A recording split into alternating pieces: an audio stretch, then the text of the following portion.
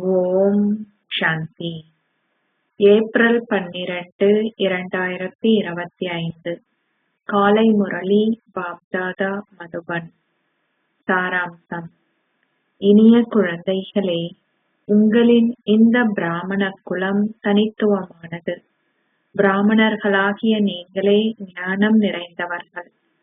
உங்களுக்கு இப்பொழுது ஞானம், விக்யான், ஞானம் அல்லது யோகத்திற்கு அப்பாற்பட்டிருத்தல், அக்யான், அறியாமை பற்றி தெரியும்.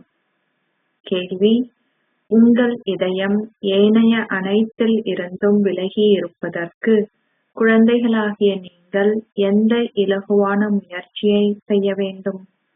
பதில்: நீங்கள் ஆன்மீக வியாபாரத்தில் ஈடுபட வேண்டும். எந்தளவிற்கு அதிகமாக நீங்கள் ஆன்மீக சேவையை செய்கின்றீர்களோ அந்தளவிற்கு உங்கள் இதயம் இயல்பாகவே ஏனைய அனைத்தில் இருந்தும் விலகிவிடுவதால் நீங்கள் ராஜ்யத்தை கோருவதற்கான முயற்சி செய்வதில் மும்முரமாகிவிடுவீர்கள். எனினும் இந்த ஆன்மீக சேவையுடன் நீங்கள் உருவாக்கியுள்ள உங்கள் படைப்பையும் கவனித்துக் கொள்ள வேண்டும். பாடல்: அன்பிற்கினியவருடன் இருப்பவர்களுக்கே ஞான மழை பொழிகிறது. ஓம் சாந்தி. தந்தையே அன்பிற்கினியவர் என அழைக்கப்படுகிறார். குழந்தைகளாகிய நீங்கள் இப்பொழுது தந்தையின் முன்னால் அமர்ந்திருக்கின்றீர்கள். நீங்கள் ஒரு சந்நியாசியின் முன்னாலோ அல்லது ஒரு சாதுவின் முன்னாலோ அமர்ந்திருக்கவில்லை என்பது குழந்தைகளாகிய உங்களுக்கு தெரியும். அந்த தந்தை ஞானக் கடல் ஆவார். ஞானத்தின் மூலமே சர்க்கதி கிடைக்கின்றது. மக்கள் கியான், விக்யான், அக்யான் பற்றி பேசுகிறார்கள். விக்யான் என்றால் ஆன்மீக உணர்வுடையவராகி நினைவு யாத்திரையில் நிலைத்திருப்பதாகும். கியான் என்றால் எவ்வாறு உலக சக்கரம் தொடர்ந்தும் சுழல்கின்றது என்பதன் ஞானமாகும். மக்கள் கியான், விக்யான், அக்யான் என்பனவற்றின் உண்மையான அர்த்தத்தை சற்றேனும் அறியாமல் உள்ளனர். இப்பொழுது நீங்கள் சங்கம யுகத்து பிராமணர்கள். உங்களின் இந்த பிராமண குலம் தனித்துவமானது. எவருக்குமே இது தெரியாது. பிராமணர்கள் சங்கம யுகத்திலே இருக்கின்றார்கள் என்பது சமய நூல்களில் கூறப்படவில்லை. பிரஜாபிதா பிரம்மா கடந்த காலத்திலே இருந்தார் என்பதை அவர்கள் அறிந்திருப்பதாலேயே அவர் ஆதி தேவ், முதலாவது தேவர் என்றும் அழைக்கப்படுகின்றார். அவ்வாறாயின் ஆதி தேவி ஜெகதாம்பாள், உலகத் தாய் யார்? இதனை உலகிலுள்ள எவருமே அறிய மாட்டார்கள். அவர் நிச்சயமாக பிரம்மாவின் வாய்வழி தோன்றலாகவே இருக்க வேண்டும். ஜெகதாம்பாள் பிரம்மாவின் மனைவி அல்ல, அவர் தத்தெடுக்கப்பட்டவர். குழந்தைகளாகிய நீங்களும் தத்தெடுக்கப்பட்டவர்களே. பிராமணர்களை தேவர்கள் என அழைக்க முடியாது. இங்கு பிரம்மாவுக்கென ஒரு ஆலயம் உண்டு. அவரும் ஒரு மனிதரே. பிரம்மாவுடன் சரஸ்வதியும் உள்ளார். பின்னர் பெண் தெய்வங்களுக்கும் ஆலயங்கள் உள்ளன. அவர்கள் அனைவரும் இந்த நேரத்தில் மனிதர்களே. அவர்கள் ஒருவருக்கே ஆலயத்தை உருவாக்கி உள்ளார்கள். பிரஜாபிதா, மக்களின் தந்தை இருப்பதால் பலர் இருந்திருக்க வேண்டும். அவர்கள் இப்பொழுது உருவாக்கப்படுகிறார்கள். பிரஜாபிதா பிரம்மாவின் குலம் இப்பொழுது அதிகரிக்கின்றது. குழந்தைகளாகிய நீங்கள் தத்தெடுக்கப்பட்டு உள்ளீர்கள். இப்பொழுது எல்லையற்ற தந்தையே உங்களை தத்தி எடுத்துள்ளார். பிரம்மாவும் எல்லையற்ற தந்தையின் குழந்தை ஆவார். அவரும் தனது ஆஸ்தியை அந்த ஒருவரிடமிருந்தே பெறுகின்றார். நீங்களும் அந்த ஒருவரிடமிருந்து உங்கள் ஆஸ்தியை பெறுகின்ற பேரன்களும் பேத்திகளும் ஆவீர்கள். எவரிடமும் இந்த ஞானம் இல்லை. ஏனெனில் தந்தை ஒருவரே ஞானக் கடல் ஆவார். தந்தை வரும் வரை எவருமே சர்க்கதியை பெற முடியாது. நீங்கள் இப்பொழுது பக்தியை கைவிட்டு சர்க்கதியை பெறுவதற்காக இந்த ஞானத்திற்கு வந்திருக்கின்றீர்கள். சத்திய யுகம் சர்க்கதி என அழைக்கப்படுகின்றது. கலியுகம் ராவண ராஜ்யம் என்பதால் சீரழிவானது என அழைக்கப்படுகின்றது. சர்க்கதி ராமரின் ராஜ்யமாகும். அது சூரிய வம்சம் எனவும் அழைக்கப்படுகிறது. சூரிய வம்சம், சந்திர வம்சம் என்பதே மிக சரியான பெயர்களாகும். முதலில் நீங்கள் சூரிய வம்ச குலத்திற்கு உரியவர்களாக இருந்தீர்கள் எனவும், நீங்கள் 84 பிறவிகளை எடுத்துள்ளீர்கள் எனவும் குழந்தைகளாகிய உங்களுக்கு தெரியும். இந்த ஞானம் எந்த சமய நூல்களிலும் இருக்க முடியாது. ஏனெனில் சமய நூல்கள் பக்தி மார்க்கத்திற்கு உரியவை. அவை அனைத்தும் அழிக்கப்படவுள்ளன. அம்மக்கள் தங்களுடைய சமஸ்காரங்களுடன் சென்று அவ்விஷயங்களை அங்கே உருவாக்க ஆரம்பிப்பார்கள். நீங்கள் ஆட்சி புரியும் சமஸ்காரங்களினால் நிரம்பி இருக்கின்றீர்கள். நீங்கள் அங்கு ஆட்சி செய்வீர்கள். அந்த விஞ்ஞானிகள் தங்களிடமுள்ள திறமைகளை அந்த ராஜ்யத்தில் பயன்படுத்துவார்கள். அவர்கள் நிச்சயமாக சூரிய சந்திர வம்சங்களுக்குள் செல்வார்கள். அவர்கள் விஞ்ஞானத்தின் அறிவை கொண்டிருக்கிறார்கள். அந்த சமஸ்காரங்களையே அவர்கள் எடுத்து செல்வார்கள். அவையும் சமஸ்காரங்களே. அவர்களும் முயற்சி செய்கின்றார்கள். அவர்களுக்கு அந்த ஞானம் உள்ளது. உங்களிடம் வேறு எந்த ஞானமும் இல்லை. நீங்கள் தந்தையிடமிருந்து ராஜ்யத்தை கோருகின்றீர்கள். வியாபாரத்தில் ஈடுபடுபவர்களிடம் இன்னமும் அச்சமஸ்காரங்கள் உள்ளன. அதிகளவு முரண்பாடு உள்ளது. எனினும் நீங்கள் ஓய்வு ஸ்திதியை அடையும் வரை நீங்கள் உங்கள் குடும்பத்தை கவனித்துக் கொள்ள வேண்டும். இல்லையேல் உங்கள் குழந்தைகளை யார் பராமரிப்பார்கள்?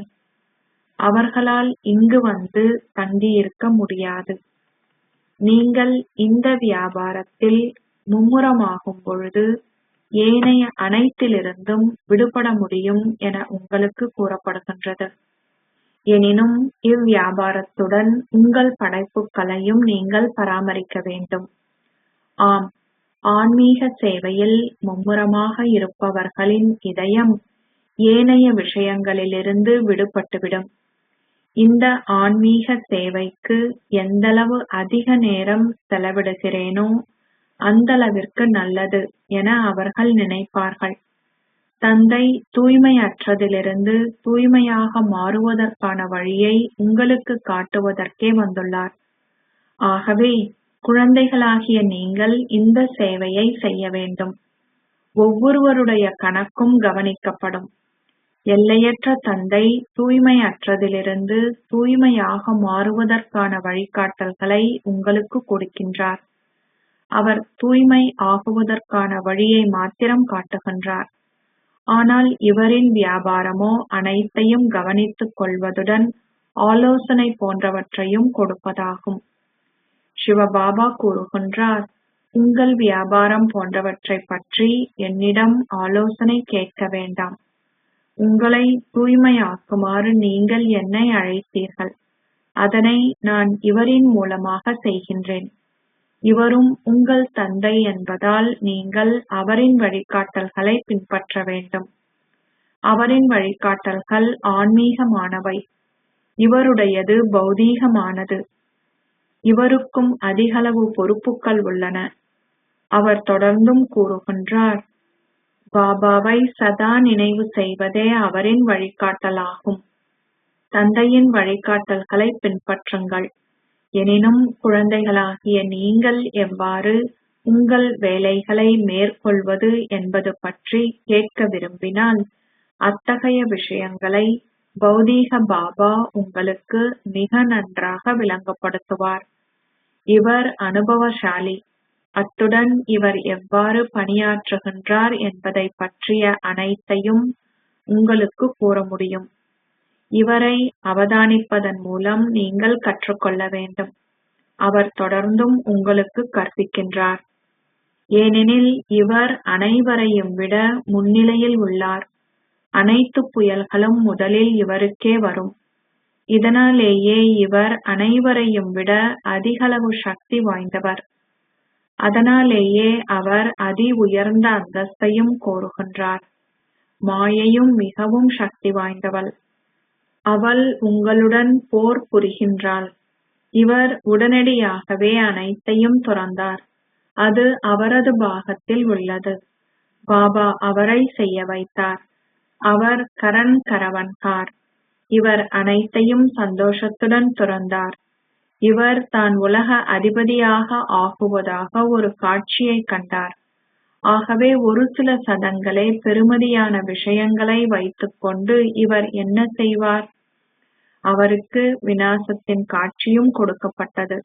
அதன் மூலம் இப்பழைய உலகம் அழிக்கப்பட போகின்றதென அவர் புரிந்து கொண்டார். அவர் தான் மீண்டும் ஒரு முறை ஓர் ராஜ்யத்தை பெறப்போவதாக புரிந்து கொண்டதனால் உடனடியாகவே அந்த வியாபாரம் அனைத்தையும் துறந்துவிட்டார். இப்பொழுது நான் தந்தையின் வழிகாட்டல்களை பின்பற்ற வேண்டும். தந்தை கூறுகின்றார், என்னை நினைவு செய்யுங்கள். நாடகத்திற்கேற்ப இந்த பக்தி உருவாக்கப்பட வேண்டும். நீங்கள் அனைவரும் ஏன் ஓடி வந்தீர்கள் என்பதை மக்கள் புரிந்து கொள்ளவில்லை. இவர் ஒரு சாதுவோ புனிதரோ அல்ல. அவர் ஒரு சாதாரண மனிதர். அவர் எவரையும் பலாத்காரமாக கடத்தி செல்லவில்லை. புகழ் ஒரு மனிதருக்கே சொந்தமானதல்ல. அந்த புகழ் தந்தை ஒருவருக்கே உரியது. அவ்வளவுதான். தந்தையே வந்து அனைவருக்கும் சந்தோஷத்தை அளிக்கின்றார். அவரே உங்களுடன் பேசுகின்றார். நீங்கள் யாரிடம் வந்துள்ளீர்கள்? உங்கள் புத்தி மேலே அங்கேயும் அத்துடன் இங்கேயும் செல்கின்றது. ஏனெனில் சிவபாபா அந்த இடத்தில் வசிக்கின்றார் என்பது உங்களுக்கு தெரியும். இப்பொழுது அவர் இவரின் சரீரத்தில் பிரவேசித்துள்ளார். நாங்கள் தந்தையிடமிருந்து எங்கள் ஸ்வர்க்க ஆஸ்தியை பெறுகின்றோம். நிச்சயமாக கலியுகத்தின் பின்னர் ஸ்வர்க்கம் வருகின்றது. கிருஷ்ணரும் அவரது ஆஸ்தியை தந்தையிடமிருந்தே பெற்று அங்கு சென்று ஆட்சி புரிவார்.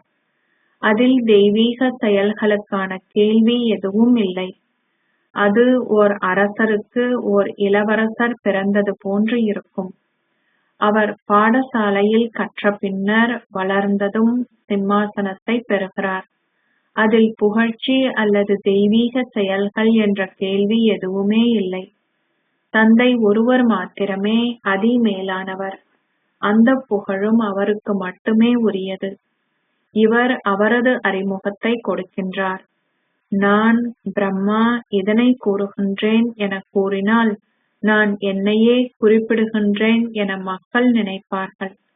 மனிதர் எவரையும் கடவுள் என அழைக்க முடியாது என குழந்தைகளாகிய நீங்கள் புரிந்து கொள்கின்றீர்கள். அசரீரியான ஒருவரே கடவுள் ஆவார். அவர் பரந்தாமத்தில் வசிக்கின்றார். உங்கள் புத்திகள் மேலே சென்று கீழே இங்கே வருகின்றன. பாபா தொலை தூரத்திலிருந்து இந்த அந்நிய தேசத்திற்குள் வருகின்றார். அவர் எங்களுக்கு கற்பித்த பின் மீண்டும் வீட்டிற்கு சென்று விடுகின்றார். அவரே கூறுகின்றார், நான் ஒரு வினாடியில் வருகின்றேன். இதற்கு அதிக நேரம் எடுப்பதில்லை. ஆத்மாக்களும் தங்கள் சரீரங்களை நீக்கிவிட்டு ஒரு வினாடியில் இன்னொன்றுக்குள் பிரவேசிக்கின்றார்கள். எவராலுமே இதனை பார்க்க முடியாது. ஆத்மாக்கள் மிகவும் விரைவாக செல்பவர்கள். ஒரு வினாடியில் ஜீவன் முக்தி என்பது நினைவு கூறப்படுகின்றது. ராவண ராஜ்யத்தை பந்தன பூமி என அழைக்கின்றார்கள். அங்கு ஒரு பந்தன வாழ்வே உள்ளது. ஓர் ஆண் குழந்தை பிறக்கும் பொழுது அவர் தனது தந்தையின் ஆஸ்தியை பெறுகின்றார். நீங்கள் தந்தையை இனங்கண்டு கொண்டதால் உலக அதிபதிகள் ஆகுகின்றீர்கள். எனினும் நீங்கள் செய்யும் முயற்சிகளுக்கேற்ப ஓர் அந்தஸ்தை வரிசை கிரமமாக பெறுகிறீர்கள். தந்தை தொடர்ந்தும் மிக தெளிவாக விளங்கப்படுத்துகின்றார். இரு தந்தையர் உள்ளார்கள். ஒருவர் இவ்வுலகத்தவர், மற்றைய ஒருவர் இவ்வுலகிற்கு அப்பாற்பட்டவர். அனைவரும் கடவுளை துன்ப வேளையிலேயே நினைவு செய்கிறார்கள். ஆனால் அவரை எவருமே சந்தோஷத்தின் பொழுது நினைவு செய்வதில்லை என மக்கள் பாடுகின்றார்கள். நீங்கள் சந்தோஷமாக வாழ்ந்த பொழுது அவரை நினைவு செய்யவில்லை என்பதை பாரத மக்களாகிய நீங்கள் அறிவீர்கள். உங்கள் 84 பிறவிகளையும் எடுத்து வரும்போது ஆத்மாக்களாகிய உங்களில் கலப்படம் கலந்து உங்கள் ஸ்வர்க்க கலைகளும் குறைவடைந்தன. முழுமையான 16 ஸ்வர்க்க கலைகளுடன் தூய்மையாக இருந்த நீங்கள் 2 கலைகளை இழந்துவிட்டீர்கள். ராமர் குறைந்த புள்ளிகளுடன் சித்தி அடைந்ததால் அவர் அம்புடனும் வில்லுடனும் சித்தரிக்கப்பட்டுள்ளார். எனினும் அவர் ஒரு வில்லை முறிக்கவில்லை. அவர்கள் ஓர் அடையாளத்தையே காட்டியுள்ளார்கள். அந்த விஷயங்கள் அனைத்தும் பக்தி மார்க்கத்திற்கு உரியவை. பக்தி மார்க்கத்தில் மக்கள் அதிகளவில் அலைந்து திரிகின்றார்கள். இப்பொழுது நீங்கள் இந்த ஞானத்தை பெற்றுள்ளீர்கள். ஆகவே உங்கள் அலைந்து திரிதல் முடிவடைந்து விட்டது. ஓ சிவபாபா என கூறுவது அழைப்பது என்றே அர்த்தப்படும். அத்தகைய வார்த்தைகளை நீங்கள் கூறக்கூடாது. நீங்கள் தந்தையை நினைவு செய்ய வேண்டும். நீங்கள் அழைக்கிறீர்கள் என்றால் உங்களிடம் பக்தியின் ஒரு சிறு சுவடு உள்ளது என்றே அர்த்தமாகும். ஓ கடவுளே என கூறுவது பக்திக்குரிய பழக்கமாகும். ஓ கடவுளே என கூறி பாபாவை நினைவு செய்யுமாறு அவர் உங்களிடம் கூறவில்லை. அவர் கூறுகின்றார், அகநோக்குடையவராகி என்னை நினைவு செய்யுங்கள். தொடர்ந்தும் நீங்கள் உச்சாடனம் செய்யக்கூடாது. ஓதுதல் என்ற வார்த்தையும் பக்தி மார்க்கத்திற்கு உரியதாகும். நீங்கள் தந்தையின் அறிமுகத்தை பெற்றுள்ளீர்கள். இப்பொழுது தந்தையின் ஸ்ரீமத்தை பின்பற்றுங்கள். ஒரு பௌதீக குழந்தை தனது பௌதீக தந்தையை நினைப்பதைப் போன்று தந்தையை நினைவு செய்யுங்கள். அவர் சரீர உணர்விலே தனது சரீர தந்தையை நினைக்கின்றார். அப்பாலே உள்ள தந்தை ஆத்ம உணர்வுடையவர். அவர் இவரில் பிரவேசிக்கும் பொழுதும் கூட அவர் சரீர உணர்வு உடையவர் ஆகுவதில்லை. அவர் கூறுகின்றார், நான் இந்த சரீரத்தை கடனாக எடுக்கின்றேன். உங்களுக்கு இந்த ஞானத்தை கொடுப்பதற்காகவே நான் இந்த சரீரத்தை கடனாக பெற்றுள்ளேன். நான் ஞானக்கடல். எனினும் நான் எவ்வாறு உங்களுக்கு இந்த ஞானத்தை கொடுக்க முடியும்? நீங்கள் ஒரு கருப்பைக்குள் பிரவேசிக்கின்றீர்கள். நான் ஒரு கருப்பையினுள் பிரவேசிப்பதில்லை. எனது வழிமுறைகள் தனித்துவமானவை. தந்தை இவரில் பிரவேசிக்கின்றார் என்பது எவருக்குமே தெரியாது. பிரம்மா மூலம் ஸ்தாபனை என கூறப்பட்டுள்ளது. ஆனால் எவ்வாறு பிரம்மா மூலம் ஸ்தாபனை மேற்கொள்ளப்படுகிறது? அவர் இவருக்கு தூண்டுதல்களை கொடுப்பாரா? தந்தை கூறுகின்றார், நான் ஒரு சாதாரண சரீரத்தில் பிரவேசித்து அவருக்கு பிரம்மா என பெயரிடுகின்றேன். ஏனெனில் அவர் அனைத்தையும் துறந்தார். இந்நேரத்தில் பிராமணர்கள் தொடர்ந்தும் விட்டு செல்வதால் பிராமணர்களின் மாலையை உருவாக்க முடியாது என்பதை குழந்தைகளாகிய நீங்கள் அறிவீர்கள். இறுதியில் பிராமணர்களாகிய நீங்கள் தயாராகியதும் உருத்திர மாலை உருவாக்கப்படுகின்றது. பின்னர் நீங்கள் விஷ்ணுவின் மாலைக்கு செல்கின்றீர்கள். அந்த மாலைக்கு செல்வதற்கும் உங்களுக்கு நினைவு யாத்திரை தேவையாகும். முதலில் நீங்கள் சதோ பிரதானாக இருந்தீர்கள். பின்னர் நீங்கள் சதோ, ரஜோ, தமோ நிலைகளுக்கூடாக சென்றீர்கள் என்பதும் இப்பொழுது உங்கள் புத்தியில் உள்ளது. ஹம்சோ சோகம் என்பதன் கருத்தை நீங்கள் புரிந்து கொண்டிருக்கின்றீர்கள். ஓம் என்பதன் அர்த்தம் அதிலிருந்து வேறுபட்டது. ஓம் என்றால் ஆத்மாவான நான் என்று அர்த்தமாகும். பின்னர் ஆத்மா கூறுகின்றார், நான் ஒரு தேவராக இருந்து பின்னர் சத்திரியர் போன்றவர் ஆகுகின்றேன். எவ்வாறாயினும் அந்த மக்கள் சந்நியாசிகள் கூறுகின்றார்கள், ஆத்மாவாகிய நானே பரமாத்மா. ஓம் என்பதற்கும் ஹம்சோ என்பதற்கும் உள்ள அர்த்தங்கள் முற்றிலும் வித்தியாசமானவை. நான் ஓர் ஆத்மா.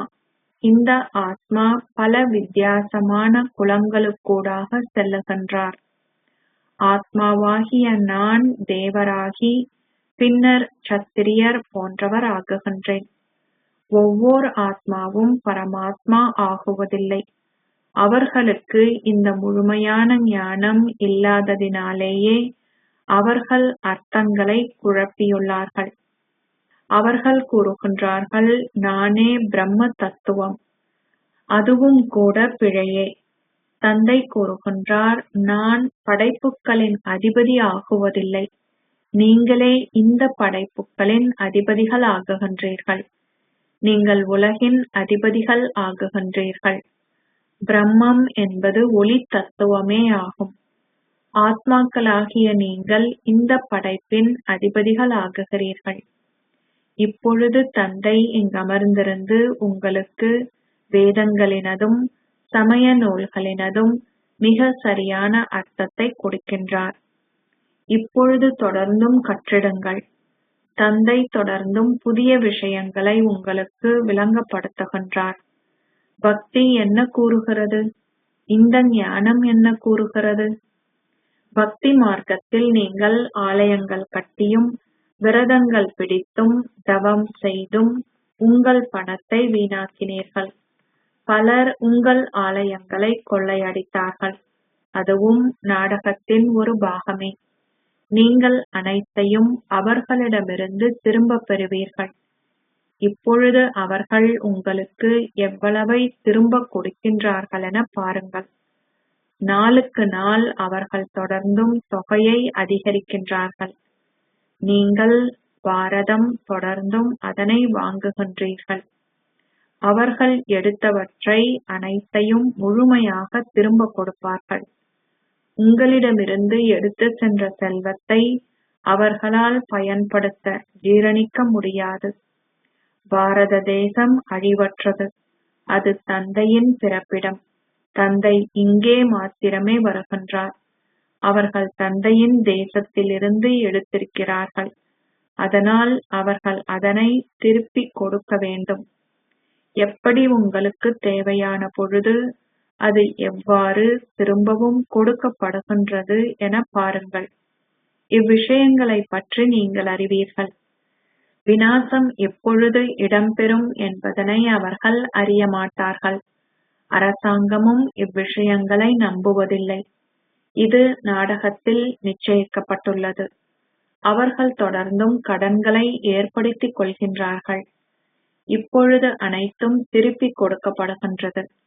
உங்கள் ராஜ்யத்திலிருந்து அவர்கள் பெருமளவு செல்வத்தை எடுத்தார்கள் எனவும் இப்பொழுது அதனை மீண்டும் கொடுக்கின்றார்கள் எனவும் நீங்கள் அறிவீர்கள்.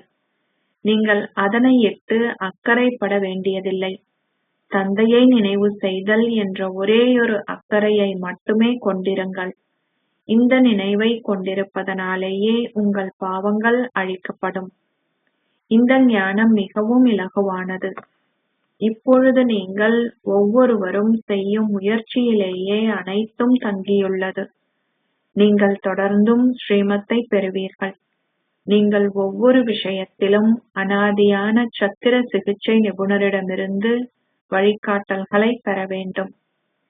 அச்சா, இனிமையிலும் இனிமையான அன்புக்குரிய எப்போதோ தொலைந்து இப்போது கண்டுபிடிக்கப்பட்டிருக்கும் குழந்தைகளுக்கு உங்கள் தாய் தந்தையாக இருக்கும் பாப் தாதாவின் அன்பும் நினைவுகளும் காலை வந்தனங்களும். ஆன்மீக தந்தை ஆன்மீக குழந்தைகளுக்கு நமஸ்தே சொல்கிறார். ஆன்மீக குழந்தைகள் ஆன்மீக தந்தைக்கு நமஸ்தே சொல்கின்றனர். தாரணைக்கான சாராம்சம். 1. உங்களுக்கு நேரம் கிடைக்கும் பொழுதெல்லாம் அந்த நேரத்தை ஆன்மீக வியாபாரத்தை செய்வதில் பயன்படுத்துங்கள். ஆன்மீக வியாபாரம் செய்யும் சமஸ்காரத்தை கிரகியுங்கள். தூய்மையற்றவற்றை தூய்மையாக்கும் சேவையை செய்யுங்கள். 2. அகநோக்கில் இருந்து தந்தையை நினைவு செய்யுங்கள். ஓ கடவுளே என்னும் வார்த்தையை உபயோகிக்காதீர்கள். தந்தை ஆணவம் அற்றிருப்பதை போன்று நீங்களும் ஆணவம் அற்றவர்கள் ஆக வேண்டும். ஆசீர்வாதம்.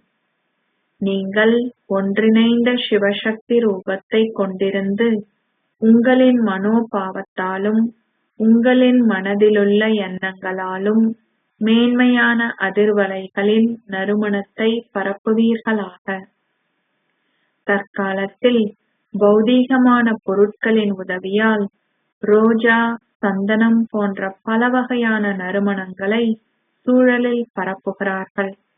அதேபோல் நீங்கள் எல்லோரும் சிவன் மற்றும் சக்தி என்ற ஒன்றிணைந்த ரூபத்துடன் உங்களின் மனோபாவத்தாலும் உங்களின் மனதின் எண்ணங்களாலும் சந்தோஷம், அமைதி, அன்பு, ஆனந்தம் என்ற நறுமணங்களை பரப்புங்கள்.